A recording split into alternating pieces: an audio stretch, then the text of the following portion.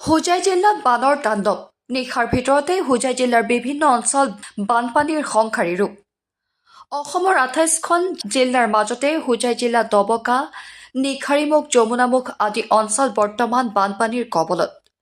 নিশাৰে পৰা যথেষ্ট বৃদ্ধি পাইছে যমুনামুখৰ বান্ধ পুৱাৰে পৰা বন্ধ হৈ পৰিছে যাতায়াতৰ সুবিধা যমুনামুখৰ পৰা নগাঁও মূল গড়কাপ্তানি পথৰ ওপৰেদি বৈছে প্ৰবল সোঁত যমুনামুখ আৰক্ষীয়ে ট্ৰেক্টৰৰ সহায়ত বানাক্ৰান্ত লোকসকলক উদ্ধাৰ অভিযান চলাই আছে বানৰ মাজতে যমুনামুখত ভয়ংকৰ দৃশ্য যিকোনো সময়তে ঘটিব পাৰে ভয়ংকৰ অঘটন পানীৰ মাজেৰে ট্ৰেক্টৰেৰে বিপদ সংকুল যাত্ৰা বানাক্ৰান্তৰ যমুনামুখ সৰু পথাৰৰ পথৰ দৃশ্য এয়া বছৰৰ দ্বিতীয়টো বানে বুৰাইছে বৃহত্তৰ অঞ্চল পানীৰ মাজত হাহাকাৰ কৰিছে বানাক্ৰান্তই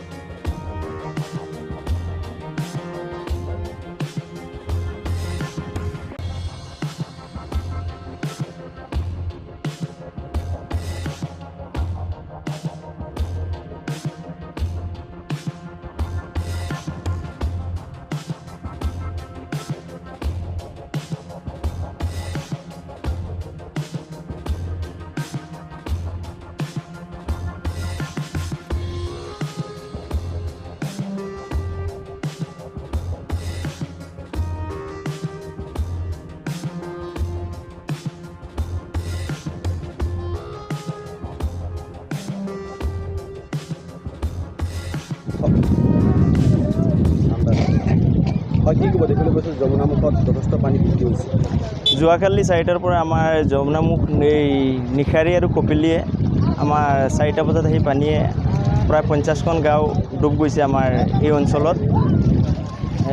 3 নম্বৰ বান আমাৰ ইয়াত হৈছে এতিয়া 3 নম্বৰ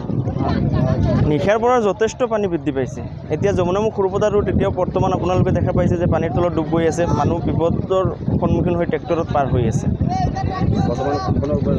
ৰাস্তাৰ ডুব গৈছে যমুনামুখৰ পৰা নগাঁৱত যাবলৈ ৰাস্তা ব্লক হৈ আছে এতিয়া প্ৰশাসনে নিৰীক্ষণ কৰি আছে যমুনামুখ অফিচাৰে নিৰীক্ষণ কৰি আছে